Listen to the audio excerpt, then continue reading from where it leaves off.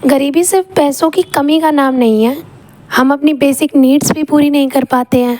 ये प्रॉब्लम भी हमारी पूरी कंट्री की डेवलपमेंट को रोकती है। तो हेलो एवरीवन, आज हम बात करने वाले हैं इंडिया की सबसे मेजर प्रॉब्लम में से एक गरीबी यानी कि पॉवर्टी के बारे में। पॉवर्टी का मीन सिर्फ पैसों की कमी का नाम नहीं है, ये एक ऐसी पोजीशन है जिसमें लोगों के पास रोटी, कपड़ा, मकान, पढ़ाई, बिजली, पानी जैसी अपनी बेसिक नीड्स को फुलफिल करने के रिसोर्सेज भी नहीं है। इस चैप्टर में हम देखेंगे कि पॉवर्टी को कैसे खत्म किया जा सकता है, इंडिया में क्या क्या मेजर स्टेप्स लिए गए हैं पॉवर्टी को खत्म करने के लिए, क्या क्या इसमें चैलेंजेस हैं। तो चलिए स्टेप बाय स्टेप समझते हैं। सबसे फर्स्ट टॉपिक है इंट्रोडक्शन। आइए देखिए क्या है इसमें। पॉवर्टी का मतलब जो हमारी बेसिक नीड्स हैं, खाना, कपड़ा, मकान, इलाज, बीमारी होने पर या फिर एजुकेशन, उसको भी पूरा ना कर पाना, दैट इज़ कॉल्ड पॉवर्टी, गरीबी। क्या मतलब है इसका कि गरीबी है जो वो सिर्फ पैसों की कमी नहीं है, बल्कि एक ऐसी पोजीशन है जिसमें ह्यूमन का जो स्टैंडर्ड ऑफ लिविंग, उसके रहने का जो तरीका है वो बहुत ही लो लेवल का होता है। जो पुअर लोग होते हैं वो अच्छे स्कूल में पढ़ाई नहीं कर पाते, प्रॉपर हेल्थ सर्विस नहीं ले पाते और कभी कभी इन्हें सोशल डिस्क्रिमिनेशन, सामाजिक भेदभाव भी झेलना पड़ता है। एग्जाम्पल देखिए, दिल्ली के जो स्लम एरियाज में रहने वाले लोग झोपड़ी में रहते हैं, साफ पानी भी नहीं मिलता उन्हें पीने को और बच्चे जो हैं वो स्कूल ना जा कर के कामों में लग जाते हैं, दैट इज कॉल्ड पॉवर्टी, गरीबी। नेक्स्ट टॉपिक है हमारा मिनिमम फूड रिक्वायरमेंट। इसमें क्या बताया गया कि हर पर्सन को एनर्जी की नीड होती है जो कि हमें कैलोरीज से मिलती है। क्या मतलब है इसका कि पॉवर्टी लाइन को मेजर करने के लिए कि कौन गरीब है कौन अमीर है, इसका डिसीजन लेने के लिए कैलोरी रिक्वायरमेंट को बेस बनाया गया है। क्राइटेरिया सेट कर दिया गया कि ये लेवल है, अगर आप इससे अबव हो तो मीन्स आप गरीब नहीं हो और अगर इससे आप लो हो दैट मीन्स आप पॉवर्टी लाइन के अंडर आते हो। क्राइटेरिया कैसे सेट किया गया है, जो रूरल एरियाज होते हैं, जो ग्रामीण एरिया है, वहाँ पर जो किसान हैं, मजदूर हैं, वो खेतों में मेहनत करते हैं, उन्हें 2400 कैलोरीज पर डे चाहिए ही होती है। And next is urban areas में जो फिज़िकल काम करने वाले लोग हैं उन्हें 2100 कैलोरीज पर डे इनफ है। समझ आया? मैं एग्जांपल से बताती हूँ। देखो, जो गांव में किसान है वो सुबह से शाम तक खेतों में हल चला रहा है, मजदूरी कर रहा है, तो उसे ज़्यादा रोटी, दाल, सब्ज़ी, दूध इसकी नीड है। और शहरों में काम करने वाले जो कॉरपोरेट एम्प्लॉयज़ हैं वो सारा दिन एसी में बैठकर काम करते हैं, इसीलिए उन्हें कम कैलोरीज और कम एनर्जी की नीड होती है। नेक्स्ट टॉपिक है इंडिकेटर्स ऑफ पॉवर्टी। पॉवर्टी गरीबी है जो उसको सिर्फ इनकम से मेजर नहीं किया जाता, बल्कि सोशल कंडीशंस भी देखी जाती हैं जिससे ये डिसाइड होता है कि हाँ ये पॉवर्टी लाइन से बिलो है या फिर अपर।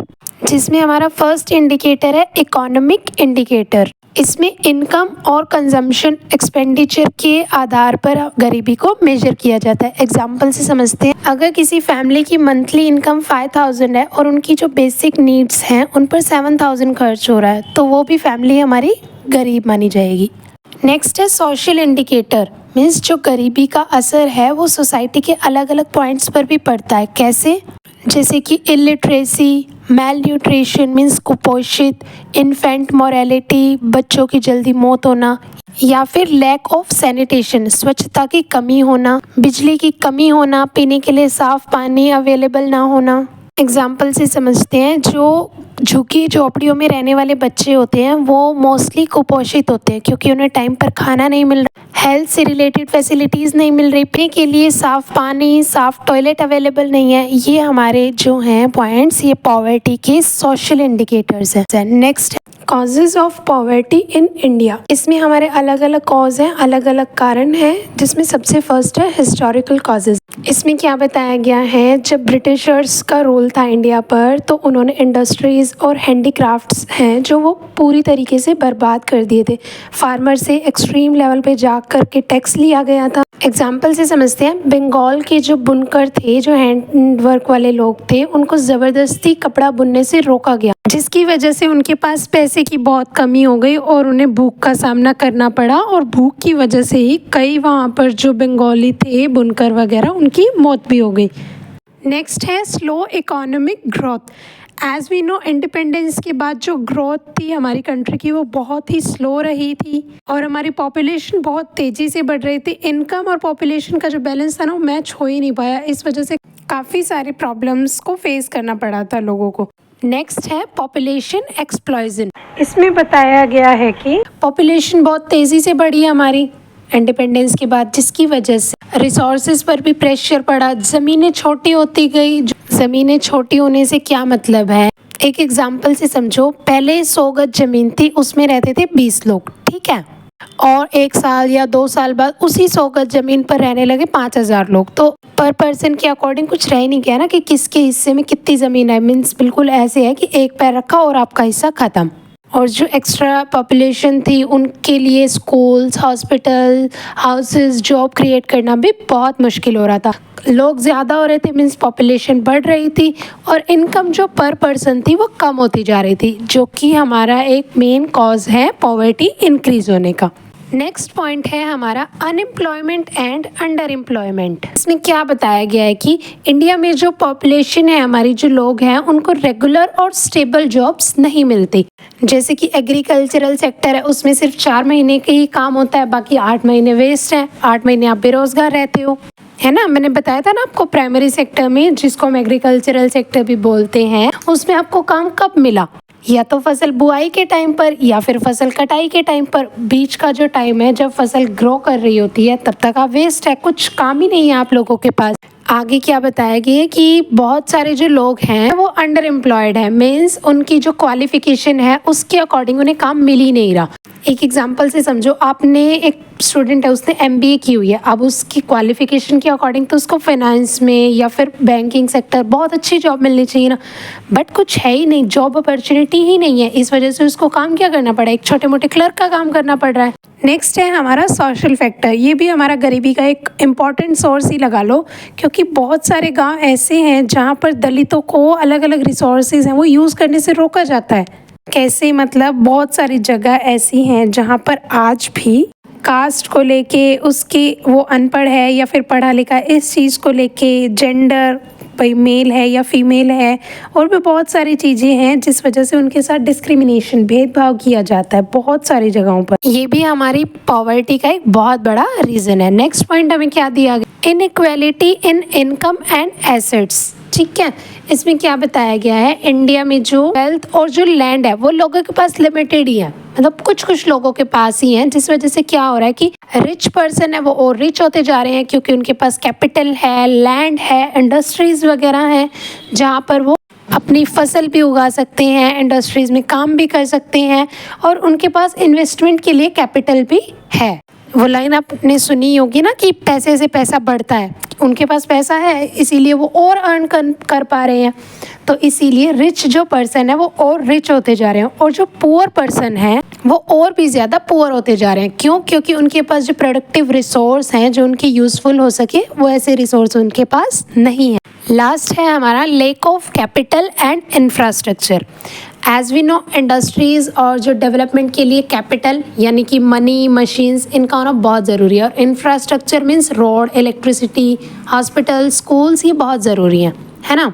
अगर आपका ट्रांसपोर्ट अच्छा नहीं है, आपके पास इलेक्ट्रिसिटी की फैसिलिटी नहीं है, तो आप इंडस्ट्रीज़ को डेवलप नहीं कर सकते, क्योंकि कोई भी चीज़ अगर आपको बनानी है तो उसके लिए आपको इलेक्ट्रिसिटी चाहिए ही होगा। देखो आप, जैसे ये फैशन एक्सपोर्ट्स हाउस होते हैं, इनमें थ्रेड बनाने के लिए जो मशीन्स यूज़ होती हैं या फिर फैब्रिक बनाने के लिए जो मशीन्स यूज़ होती हैं, उन मशीन्स को चलाने के लिए हमें इलेक्ट्रिसिटी की नीड होती है।